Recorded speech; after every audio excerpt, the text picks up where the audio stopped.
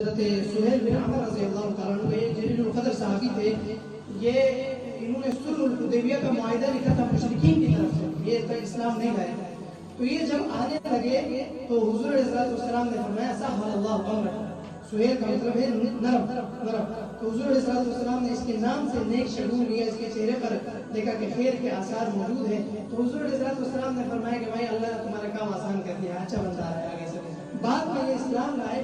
اسلام لانے کے بعد بہت بعد میں یہ ایک سفر پر تھے اپنی فیملی کے ساتھ سفر پر تھے. تو ڈاکو نے ان کو پکڑ لیا اور ان کا سارا مال لوٹ لیا.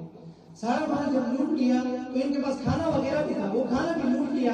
اور وہ ڈاکو پتہ نہیں کئی دنوں سے بھوکے ہوں گے، سفر پہ ہوں گے وہ خود، تو وہیں بیٹھ کر کھانے لگے. تو ڈاکو کا جو چیف تھا وہ وہاں بیٹھ کے کھانا نہیں کھا رہا تھا. تو سیدنا سہیل بن عمر رضی اللہ تعالیٰ عنہ نے پوچھا بھائی آپ کھانا کیوں نہیں کھا رہے؟ تو اس نے کہا میں روزے سے ہوں. عجیب بات ہے، ڈاکا ڈالتا ہے اور کہہ رہا میں روزے سے ہوں. سہیل بن عمر نے یہی پوچھا کہ بھائی عجیب آدمی ہو، ادھر ڈاکا ڈال رہے ہو، ہمارا سارا سامان لوٹ لیا ہے، کھانا بھی کھا رہے ہو، ادھر کہہ رہا میں روزے سے ہوں. تو وہ ڈاکو نے عجیب بات کہی کہ بھائی میں نے اللہ تک پہنچنے کے، مجھے پتا ہے ڈاکہ ڈالنا گناہ ہے اور میں بہت سے گناہ کر رہا ہوں، اللہ سے دور ہوں، لیکن میں نے اللہ تک پہنچنے کے تمام دروازے بند نہیں کیے.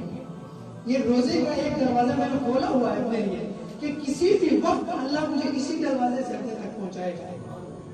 بہت عرصے بعد سہیل بن عمر رضی اللہ تعالیٰ طواف کر رہے تھے.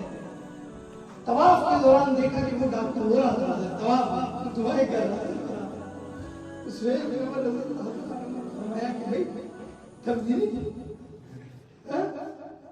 تو اس نے کہا دیکھو میں نے کہا تھا کہ اللہ اس دروازے سے مجھے اپنے تک پہنچائے گا.